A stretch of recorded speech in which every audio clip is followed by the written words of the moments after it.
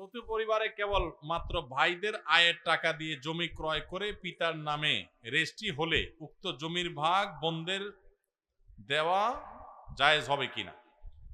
দেখুন, জমি জমার যে ব্যাপারগুলো আছে, এই জমি জমার ব্যাপারগুলো পুরাটাই একটা গোজামিল আমাদের দেশে। বিশেষ করে এই ছেলে মেয়েরা উপার্জন করে মুরব্বীর নামে, বুড়োর নামে, চাচাজির নামে দিলে উনি যে জমি জমা কিনেন, এগুলোতে একটা বিরাট ঘাপলা থাকে। ঘাপলাটা কিরকম থাকে আমি বলি। ছেলে উপার্জন করে নিজের নামে জমি নিলে বুড়া মুরব্বী নাখোশ হয়, বলে যে ছেলে কত বড় বেয়াদ্দপ, সে তার নামে জমি নিচ্ছে। অথচ এটা অজ্ঞানতা, এটা রাগ করার কিচ্ছু নেই। হ্যাঁ, ছেলে যদি আপনার টাকায় বিদেশ যায়, আপনার টাকায় উপার্জন করে, তাহলে সে প্রথম উপার্জন দিয়ে আপনার সে টাকা পরিশোধ করবে, জমি কিনে দিবে, ভাই ব্রাদাররা ছোট থাকলে তাদেরকে টেনে উঠাবে, এগুলো তার কর্তব্য, এগুলো সে করা উচিত। কিন্তু এরপর সারা জীবন যত কামাই করবে সব জমি আপনার নামে, চাচার নামে কিনতে হবে, এর কোনো যৌক্তিকতা। ইসলাম প্রত্যেকের অ্যাকাউন্টকে আলাদা করে দেখে। ছেলে কামাই করছে, এটা তার, কেন বাপের নামে দিতে যাবে?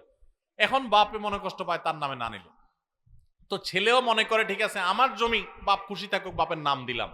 এবার ভাই বোন এসে সবাই ভাগ ধরে সেখানে। এগুলো অন্যায়, কোন অবস্থাতে এগুলো জায়েজ। যে কামাই করবে এটা তার হবে, আরেকজন ভাই বোন এসে সেখানে দাবি করতে পারবে না, অন্যায় হবে সেটা।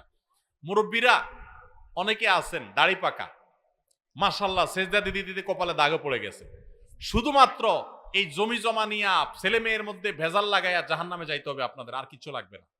এই একটা কাজে আপনাদের জাহান্নামে চলে যেতে হতে পারে।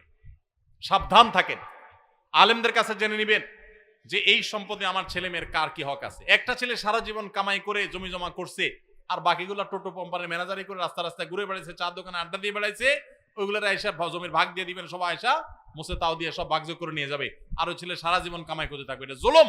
এই জুলুম করার কোনো সুযোগ নাই। বসায় বসায় খাওয়াবেন কতগুলারে, আর ওটার জীবনটাকে লাইফ পচায় ফেলবে। বউ বাচ্চা দেশে রেখা বেচারার 10 বছর 20 বছর বিদেশে থেকে পয়সা গেছে, বেচারা তার লাইফটা শেষ। ছেলে মেয়েগুলোর আদর যত্ন দেখে নাই কোনোদিন, বইয়ের যত্ন ভালোবাসা পায় নাই সে কোনোদিন। কামাই করতেছে আর আপনি মেয়েদেরকে ভাগ করে দিচ্ছেন, ছেলেদেরকে ভাগ করে দিচ্ছেন। জুলুম। আপনার সম্পদ যেটা, সেটা আপনি সুষ্ঠুভাবে আপনি উপহার দিতে চান, সব সন্তানকে সমানভাবে দিবেন, কিন্তু সন্তানের কামাই করা জিনিস সেটাকে আপনি কি করতে যাবেন না, কোনোভাবে আপনি সেটা দিতে গিয়ে পার্সিয়ালিটি করতে যাবেন না। এটা অন্যায়। যে কামাই করবে এটা তার। হ্যাঁ, যদি আপনার কোনো পাওনা থাকে তাহলে সেটা আপনার হবে। এখন বাপের নামে নিচে দেখেই বাপের নাম বাপের হয়ে যাবে না, সেটা অনেক সময় বাপের নামে মায়ের নামে রাখা হয়, কিন্তু সম্পদ তার। হ্যাঁ, ছেলে যদি খুশি হয়ে বলে আব্বা দেন, আমার ভাই বোন সবাইকে দেন, তাহলে তো ভিন্ন কথা। অতএব এরকম যদি না হয় সেটা জুলুম হবে। জমি জমার ক্ষেত্রে অনেক বাবাজিরা আছেন মেয়ের দিকে টানেন, ছেলের দিকে টানেন না। অনেকে আছে ছেলের দিকে টানে, মেয়ের দিকে টানে না, আছে না নেই?